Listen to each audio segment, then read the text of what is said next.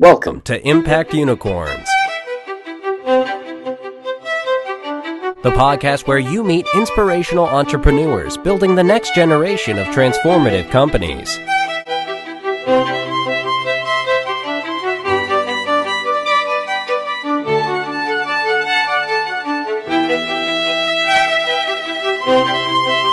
And now, here is your host, Dr. Indranil Ghosh, award-winning author, investor, and advisor to global leaders. Welcome to this week's episode of Impact Unicorns. Today, I'm excited to welcome Ron Rock to the show. Ron is a six-time successful entrepreneur on his seventh venture with Microshare. Microshare deploys sensor-as-a-service solutions into buildings to improve the utilization of space, create a safer working environment, and increase the energy efficiency of buildings. This smart IoT solution has been attracting the attention of many partners and resellers of smart building solutions like Microsoft and Arrow Electronics, as well as bringing in leading impact investors such as Avenue Capital. We're delighted to have Ron here to tell us more about the incredible growth story unfolding at Microshare. Ron, terrific to have you on the show. How are you doing? Great, Indranil, thanks. So it's been several years now that you've been on your seventh venture. This one is starting its ninth year. Tell us a little bit about your background, first of all, as a serial entrepreneur, and what brought you to the Microshare opportunity. Sure, thanks.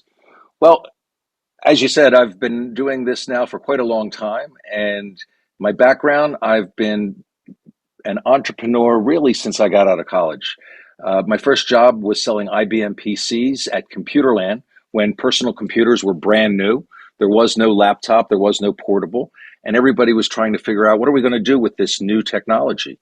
And I started out helping banks, law firms, doctors use personal computers. I'm getting some crazy background noise in there. Are you getting that, Indranil? Okay, let me mute. That might help. Is it better when I mute? Yep, I think so. We'll see. So let me start over again. So thanks, Indranil. I've been an entrepreneur, as you said, for most of my career. I started selling IBM computers back in the mid-'80s, primarily to banks, law firms, and healthcare organizations. And back then, nobody knew what to do with these new systems. We started out with word processors and spreadsheets, and there was a need for people to learn how to use them and how to take this technology and incorporate it into making their businesses actually more successful. And so my very first startup involved helping law firms leverage technology to create a more efficient law firm, then went from there into computer training companies. And I've always looked at the landscape and seen needs for certain levels of services or products to be available. And I would just go ahead and start a company to do these things. I didn't really think about myself as an entrepreneur back then. I really thought about it as a way to make a living. I like to say that I think, virtually unemployable. And so I start companies to be able to create a value and do things that excite me every day. Being able to get out of bed and do a job that I think is going to make a difference.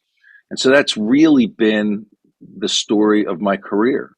After successfully exiting my first company when I was 29 years old, I got involved in lots of other industries. I did take a real job a few times in my life, working for a big global financial services firm in the 90s, a software company out of Cambridge, Massachusetts in the late 90s. And they taught me how big organizations operate, which was very important since typically in my career, I've always been working with big enterprise clients, Citibank, American Express, GE, Her Majesty's Revenue and Customs. So I've always, there are entrepreneurs that start consumer products or mid-level company products. I've really always been at the high end, the Fortune 2000 type organizations. And having an opportunity to work for some of those companies gave me real insight as to how large enterprises operate. And that knowledge combined with my always being on the cutting edge, whether it was with computers or telephony or cloud or offshoring, now IoT, being able to bring new innovation into big enterprises has really been where I've been spending most of my career. I love your quote about being unemployable. Um, as you reflect on your experiences as an entrepreneur, as well as working in large companies, what do you think the big difference is between the mindset and the approach of the two paths? Oh, that's a great question. The My last company before Microshare was a company called Knowledge Roles. I was an employee number one there, and I grew it globally, and I sold it to Accenture in 2010. And I ended up staying for about 6 months and then leaving. And it was very very cordial. But the way I like to describe it is that at Accenture, um, the day after the acquisition, there was nobody really telling me what to do, but there were thousands of people and a big organization telling me every day what I couldn't do. And in big organizations, and we understand this. This isn't a bad thing. It is what it is. Uh, you know, eh, Jobs are divided into lots of different parts of the organization, and they all have to be choreographed to work together. And what that means is that if you hold one of those jobs, you are very myopically focused on one or two particular parts of the organization. Um, in my experience, especially when you're starting something relatively new or you're driving innovation, it's not clear what each of those individual roles are. And so you can't help but have to think about the whole of the customer experience, from product development to deployment to support to the accounting and financial, how you bring all of these pieces together. And I just can't help but think of all of those things. And so when you work in a large organization, you don't get that luxury. So you get very, very good at procurement, or you get very, very good at customer support or coding or integration services or client assimilation. But all in my mind, all of these things are connected. And so I think for entrepreneurs, it's very difficult to take that broad global view and squeeze it into a single job. And so that's why I like to say that it's I'm really unemployable to a large organization because I just don't fit that. I have to be looking at the entire you know experience of the customer, or the experience of growing a company. I've over the last 9 years, we've hired a lot of people. We got involved in one of the universities over in the United States for a number of years. We actually set up shop on Drexel University's campus in Philadelphia, and I was recruiting a lot of interns, co-ops. And I'll never forget, we had these two young women come to us who were, not U.S. citizens. They were studying abroad, and they had an opportunity to work at Google. And they ended up taking the internship to work with me at Microshare. And when I was talking to them, I mean, these two women could work anywhere. They had all the credentials. They were the absolute epitome of what the future of IT and innovation looks like globally. And in the conversations, I said, "Well, why did you pick Microshare?" And they said, "Well, after meeting with you, we realized that we could spend 6 months at Microshare and literally touch every part of the customer experience. And if we'd gone to Google, they were going to have us do one thing for the next 6 months over and over." And I thought that was really interesting even at that age, they got the idea that if you want to really drive innovation, you have to understand the complete picture, not just one or two of the very important components. I think that's a really great story, Ron. And I think back even to my own career, joining McKinsey as my first job out of school, with the allure of potentially taking a CEO's perspective on a business, but then 2 or 3 years in, being told well, really need you to find a specialization. Perhaps not only should you focus on the pharmaceutical industry, but pharmaceutical sales. And within that, maybe some specific aspect of sales and marketing. And I'm sitting there, age 27, 28, thinking, what? You want me to become a pharmaceutical sales expert? Why didn't I just join the pharmaceutical industry and become a sales rep?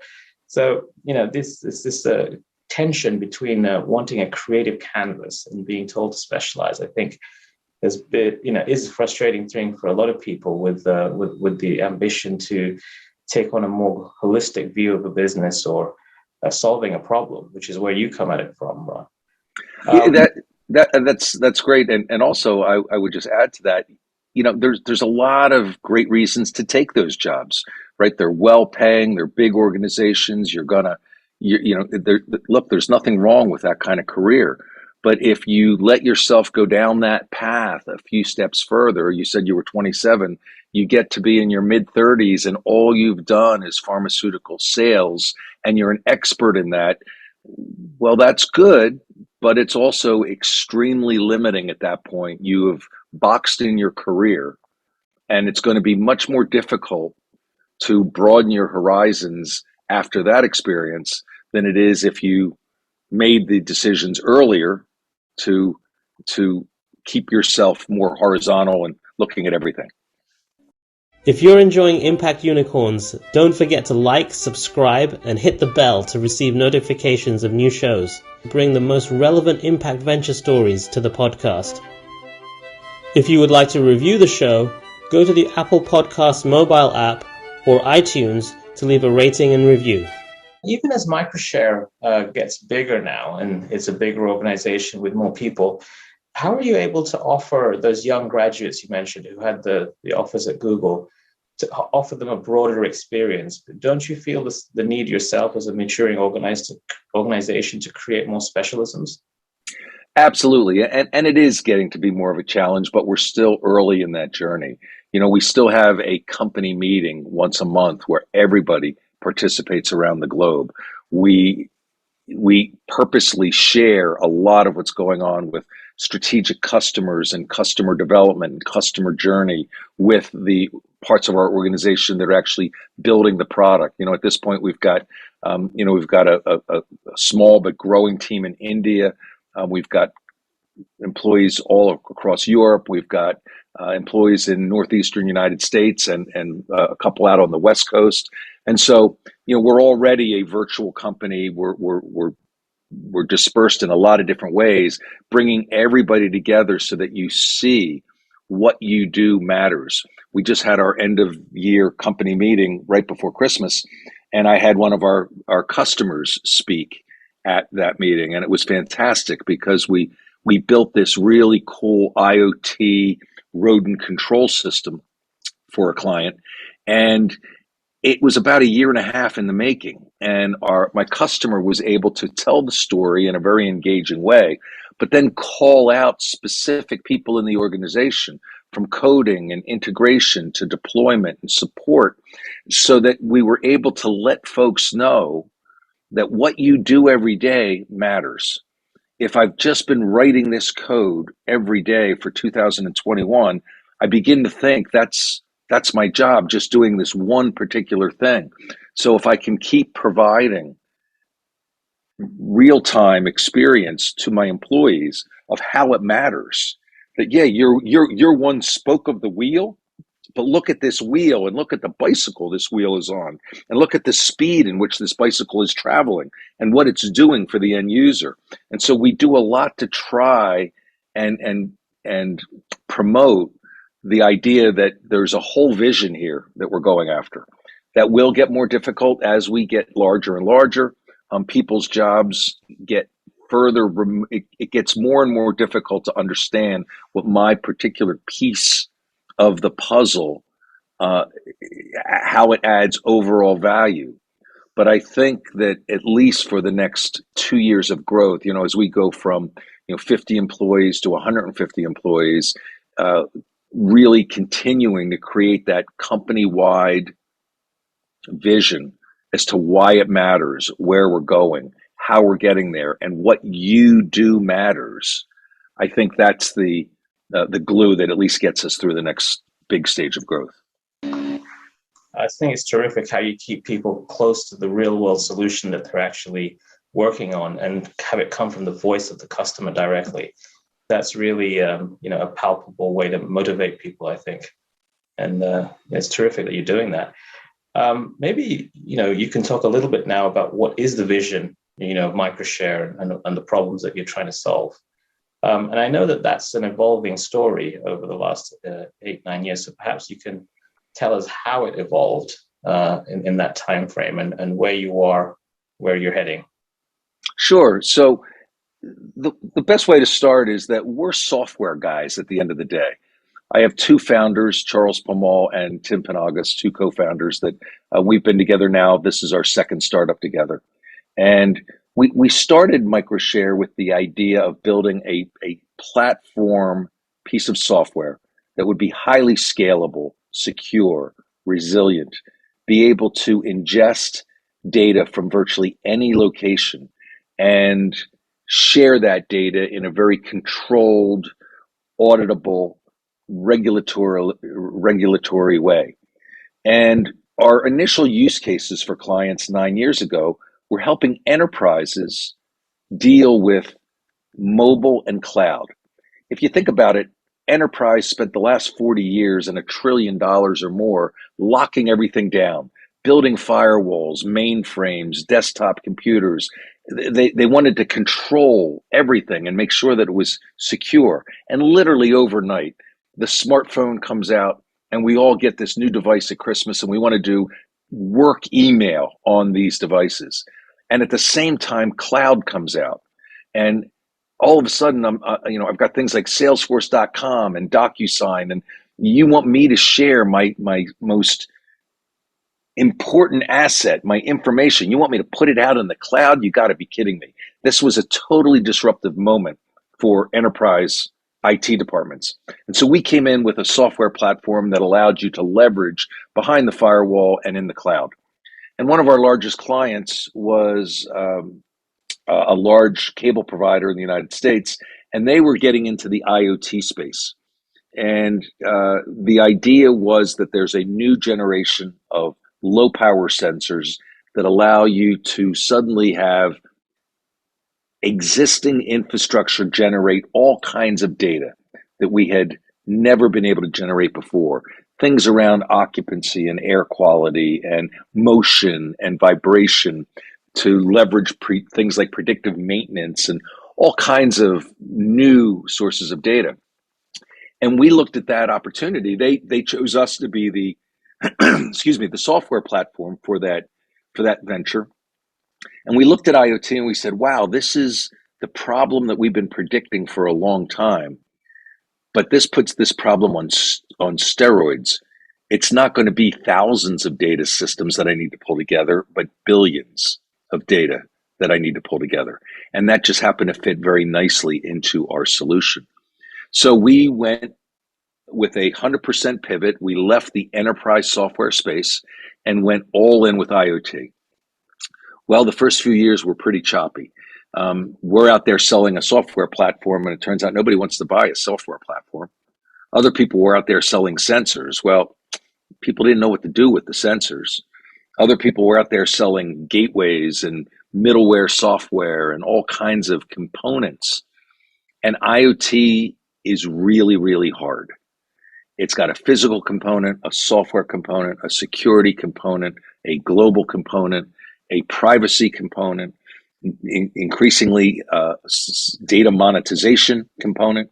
And so we were trying to sell into an ecosystem that was fundamentally a bunch of, I use the analogy, Indranil, that it's everybody was selling car parts, camshafts, brakes, seats. Nobody was selling a car. And so we had this epiphany 4 years ago, and we took the best of breed of everybody in the system, from sensors to gateways to backhaul to cloud infrastructure and software. And we started selling business solutions to business people. I like to say tongue in cheek, Most of my customers today can't spell IoT. They don't know or care what the underlying technology is any more than you care about the camshaft in your Porsche or the electric motor in your Tesla. Yes, these are important components, but what you bought was a car, and a red one that goes fast, that looks the way that you want it to look. So the technology is important, but it's the solution that people want to buy. And that was the most important pivot that Microshare ever made. So today, we're selling IoT business solutions to business people globally. Some of the biggest companies in the world are buying our solutions. But you said it continues to evolve. And here's our latest real epiphany as we move into 2022. Data used properly allows us to fundamentally rethink businesses. Well, what do I mean by that? Think about airbags in cars. We spent decades perfecting airbags. Now, when you get into an accident, there's front airbags, side airbags, top airbags. And what was the reason we created the airbag? So that when the car gets into an accident, there is a greater likelihood that you're going to walk away unscathed. Great, fantastic vision. While that was all going on, some kids out on the West Coast in the US, 15 years ago, had a crazy idea.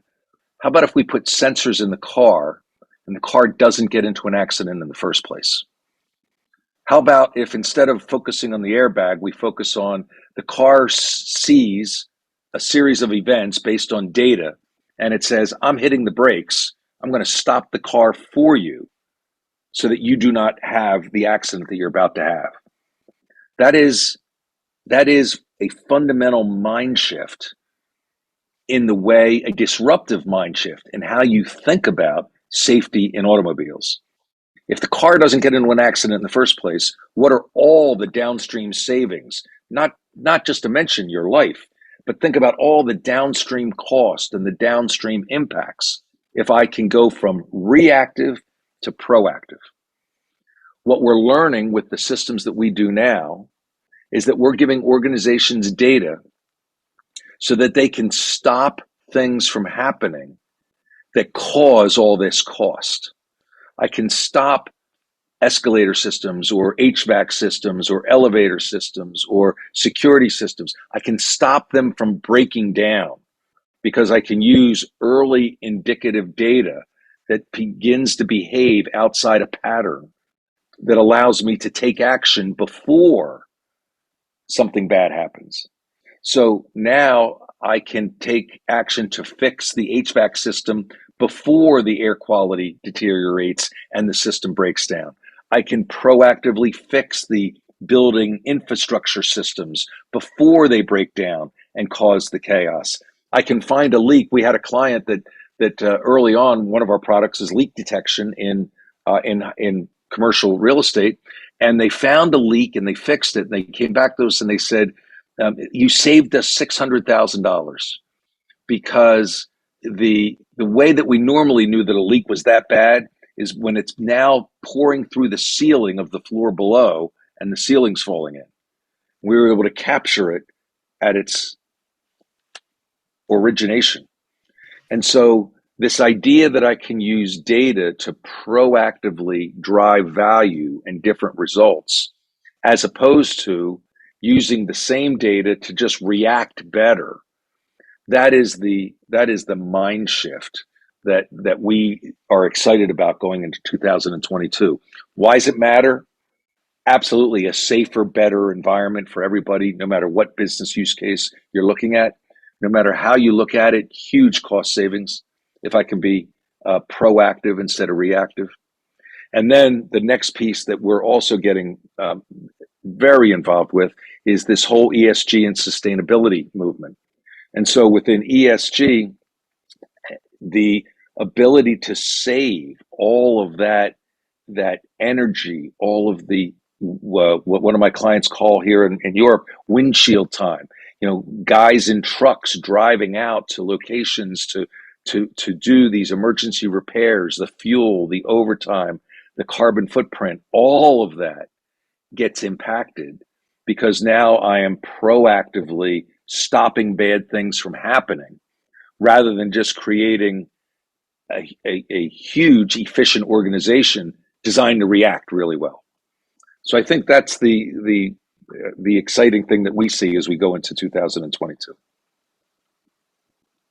So if I were to take a biological analogy, it's almost like with all these sensors, you've created a living, breathing building. And now you're able to do predictive, preventative healthcare or medicine on it. So you're able to stop inefficiencies or other problems emerging in the built up environment, and offer the business user a solution that's going to save them a lot of money, and in the process also achieve sustainability and ESG goals. That's absolutely right. I often talk about how I think we're bringing these inanimate objects to life, bringing a pulse, bringing a level of data around that nobody's ever imagined or seen before. So we talked a little bit about my background and how I had a few day jobs with big organizations, and I spent a fair amount of time in financial services and was really on the cutting edge of fraud detection in financial services. And one of the things you do with fraud detection is you take a look at every transaction. We all have now, our Apple Pay, our GPay, tap credit cards. And in the background, financial organizations are looking at every single transaction and just asking a really simple question. Is this transaction in pattern or out of pattern? If it's in pattern, I update the pattern with this transaction and I keep going. If it's out of pattern, I raise a yellow flag and I say, let's wait and see what happens next. And that's how we use data to flag fraud much better than we used to be able to do even 10 years ago. And so now take that mental model and apply it to smart buildings. As I have all this granular data around occupancy, air quality, vibrations, noise, light, every time I'm grabbing this data, pest control, every time I'm grabbing data from all of these things around my physical environment, I simply ask that same question. Is all the data that I'm seeing right now in pattern or out of pattern? If it's in pattern, great. If it's out of pattern, well, wait a minute. Let's start to pay attention. What happens next? That's really the same thing that's happening in your car. Your car is driving down the road and your cameras are taking in all of this data. And they're simply saying, is everything happening in pattern or out of pattern? If it's out of pattern, let's pay attention. What's about to happen next? And that's how I see an accident before it happens and I take action. We do the same thing now in hospitals and factories and commercial buildings and stadiums. We're doing the exact same thing right now. Is the activity that we see in pattern or out of pattern? If it's out of pattern, let me begin to take action. Now, some of our clients are still in that reactionary mode. Oh, I want to see that something's broken and get somebody out there faster. So they're still driving the operational efficiencies of, optimizing my response time. But other clients are beginning to, we're just at the tip of the iceberg on this, but they're beginning to say, wait a minute, I think I can start getting more proactive and handling things before they go wrong.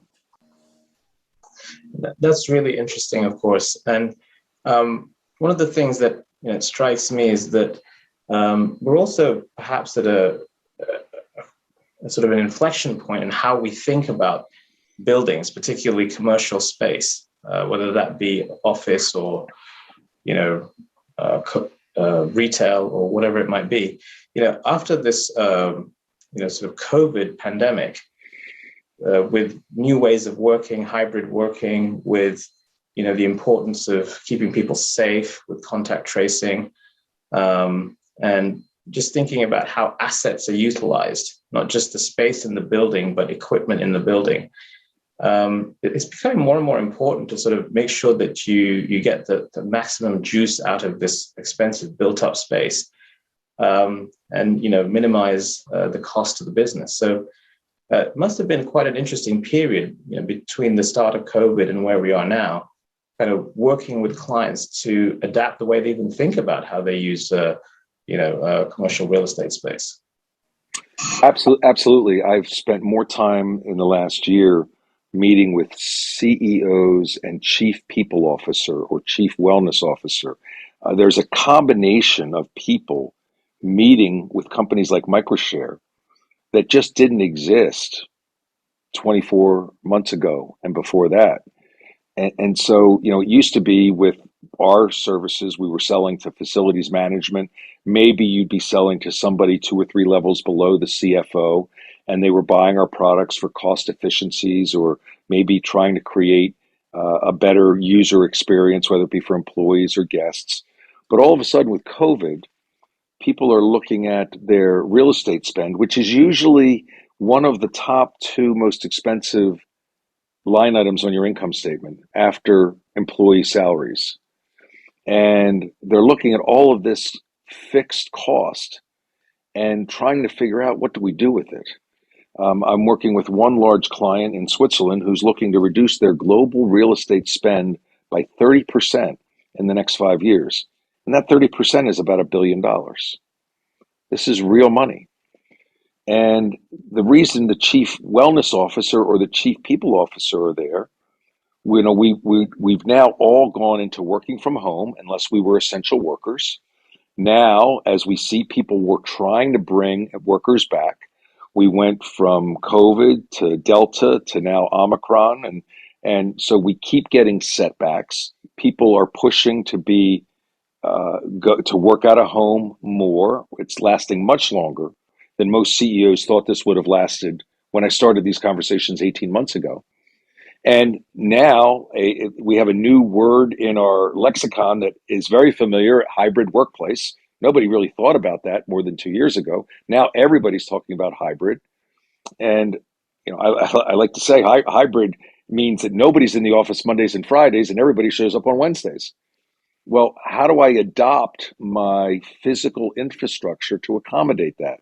How do I align my corporate real estate infrastructure spend? And it's not just buildings, it's supplies, security, maintenance. How do I align energy consumption? How do I align all of my processes to accommodate this dynamically changing behavior of how these assets get consumed? Well, if I back up and look at that problem, there's one thing for sure: I can't do it without real-time data. I need to know real time how my physical infrastructure is behaving so that I can begin to optimize and figure that out. There was also conversation 6 months ago, and it doesn't seem to be materializing yet, but we shall see. When you run a global organization and you say, okay, we're going to go into a hybrid workplace, well, what about those that are vaccinated and those that aren't? So do I suddenly have to align my physical resources with those challenges? One of our clients in the United States is the largest convention center in North America. And they are trying their best to still have conventions come back, and they're being somewhat successful. Some of the convention tenants demand that all employees be vaccinated. Others don't. And so now they've started to recruit, because you're dealing with large volumes of minimum wage employees. You're now starting to recruit a vaccinated pool and an unvaccinated pool because they can't get enough vaccinated workers to meet the volumes that they need. So that's yet another new complexity to how I align my resource utilization and spend to how my space is going to be used. So it's an evolving challenge. Anybody that tells you they know the answers right now, they're not telling the truth. They may not think they are telling the truth, but we're in uncharted territory across the board. It just so happens that there's a lot of smart people that are realizing that in uncharted territory, data gives me insight that is really valuable to help me navigate that. And getting data out of all of these organizations, that's really what Microshare does really well. Over the past 20 years, I've worked with hundreds of entrepreneurs to build impact unicorns. In my experience, every company that has a transformative positive effect on the world does so by building strong partnerships with communities, investors, and governments to solve society's biggest challenges.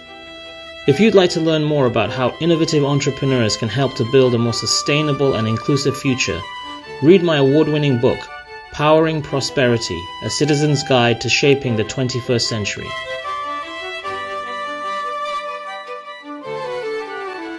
One of the hardest things about getting a startup venture, not that you're a startup anymore, you're a growth venture, one of the hardest things about any business, but particularly disruptive venture businesses, is to get the revenue model right.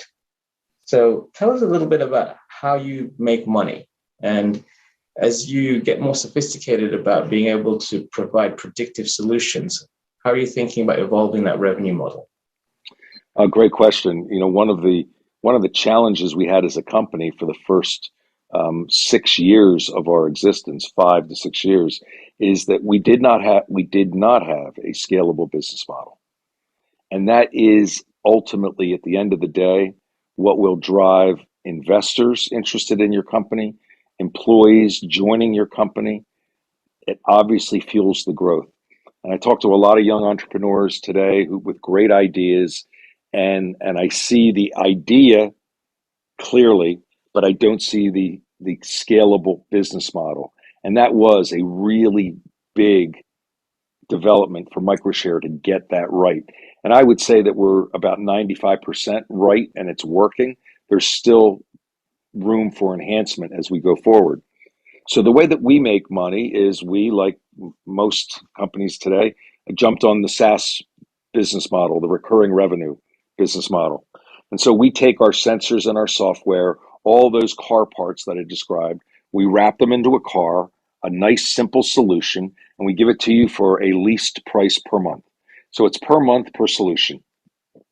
Predictive cleaning, air quality, occupancy, environmental monitoring, touch-free feedback, touch feedback, leak detection.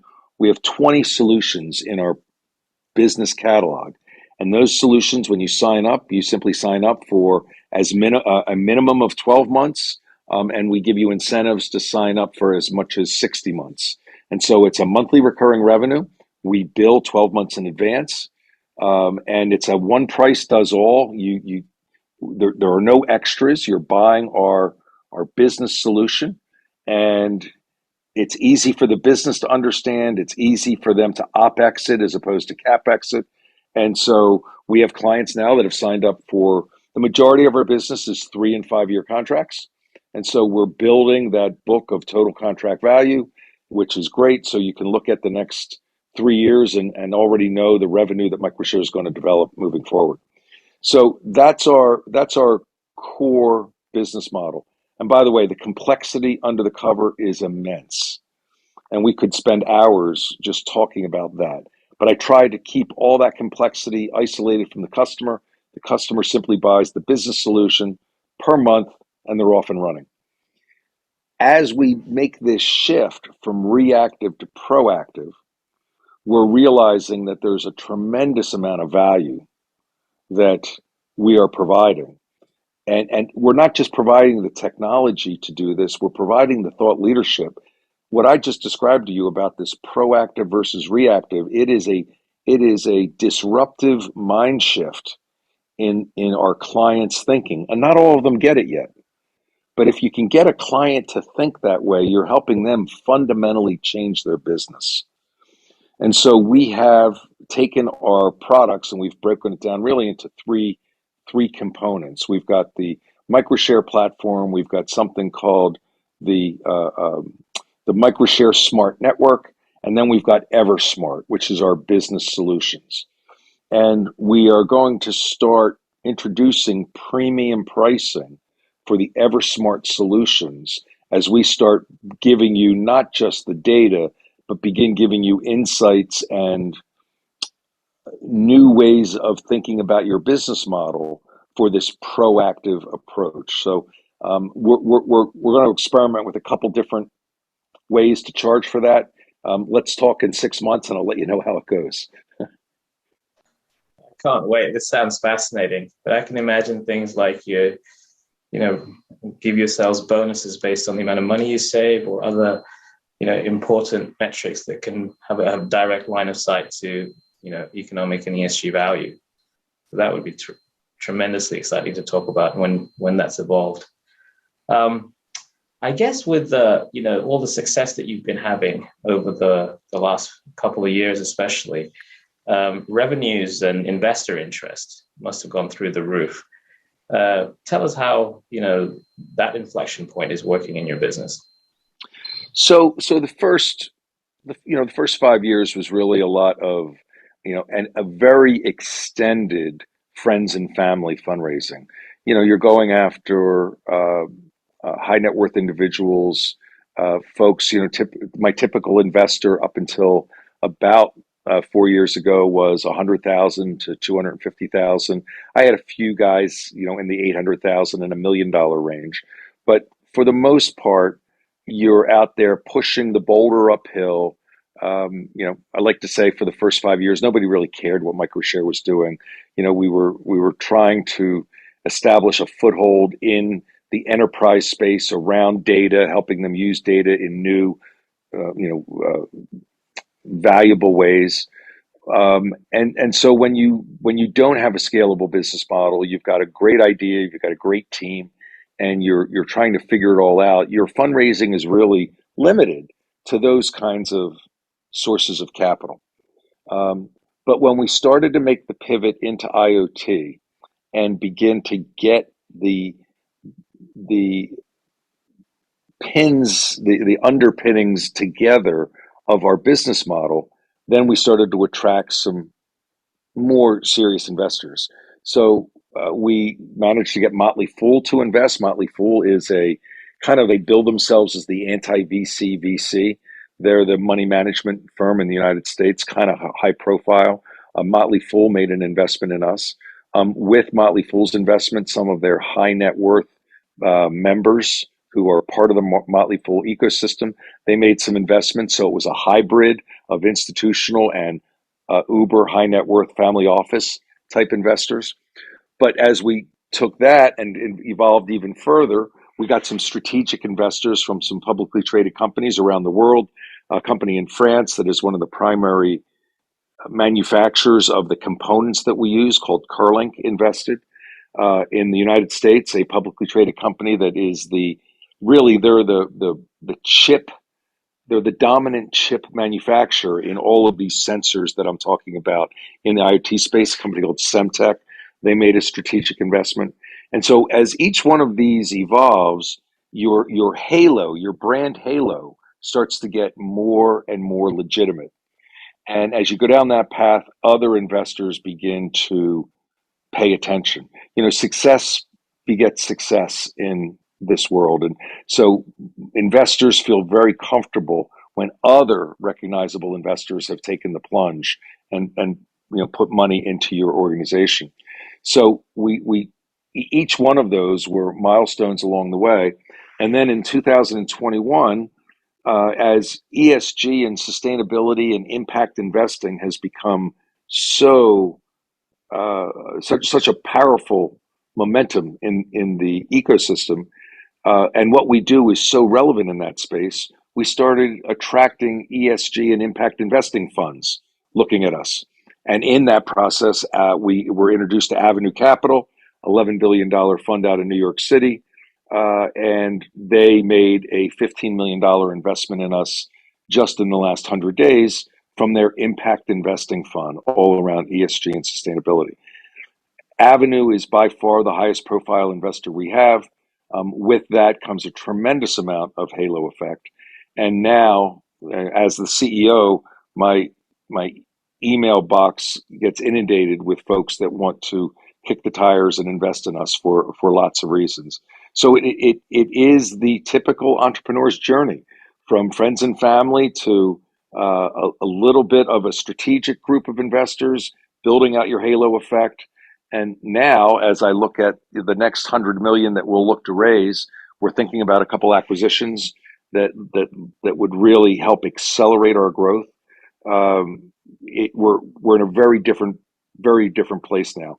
And oh, by the way, under the covers, your organization gets better at being able to communicate with investors like this. So audited financials, the deal room, getting all the contracts buttoned up, getting all your employee contracts buttoned up, getting your non-competes, your NDAs, all of this stuff that you run a million miles an hour to do as an entrepreneur.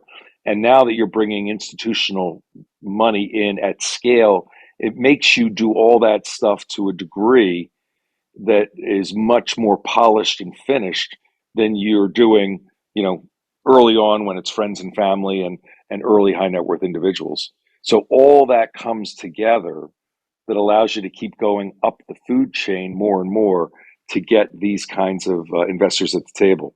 So I think that our next round will be a combination of equity and debt. I think it'll be some big institutional players. I think it'll be some big family offices. And that whole conversation is something that takes almost 9 years to build out to be able to get yourself into that ecosystem for those conversations. Yes, and you're on the brink of going from chasing to being sought after. Inbound, is a lot more voluminous than outbound solicitation. So that's going to be a welcome change. Absolutely. As an entrepreneur, really 90% of your job, forget about vision and evangelizing and development and strategy. 90% of your job as an entrepreneur is raising money. And somebody told me that 20 years ago and I didn't believe them. And every day since, I'm reminded how correct they were. Excellent. Well, look, I really hope that with this turning point, the capital starts chasing you and fuels your growth further. I know that the growth has been amazing the last couple of years, especially, and hats off to you for doing that through this incredibly difficult COVID environment. But I think Microshare is a tale of how you can actually find opportunity out of adversity and really use it as a platform to grow even faster rather than be held back. So, yeah, congratulations on everything that you've done. It's an amazing story that's unfolding here, and definitely look forward to touching base with you in a few months as the next step of the evolution takes place. Thanks, Adrianel. It's been a whole lot of fun. For your listeners, we are doing this on New Year's Eve day, and it's a lot to think about. How 2021 has unfolded. None of us, I would imagine, expected to be sitting here with yet a new word in our lexicon, Omicron, and trying to figure out how the world's going to unfold. And is 2022 going to be something closer to what we think normal is supposed to be or not? We just don't know. And so it's really the persistence to just keep adapting to where the world's at right now and trying to fit your capabilities, your technology, your vision, trying to fit that into the constantly changing new world to create value, to create a better workplace, a better planet. That's really all we can do as we go into 2022. And I'm hoping that we can repeat what we did in 2020 and 2021 and just continue to add that kind of new value to the world and see how we can do our part to help. Ron, what a great message to end on there. And really, it's a message to begin 22 with. We don't know what the world has in store for us, but we can only approach it with optimism and persistence and the intention to do good. So, Ron, thanks so much for your time. It's always a great pleasure to talk to you. Thank you, Adrianel. Lots of fun as well. Take care and Happy New Year. Happy New Year. If you've enjoyed this episode of Impact Unicorns, don't forget to rate and review this show by scrolling down and clicking Rate This Podcast. And join me next week as I talk to more inspirational entrepreneurs building the next generation of transformative companies.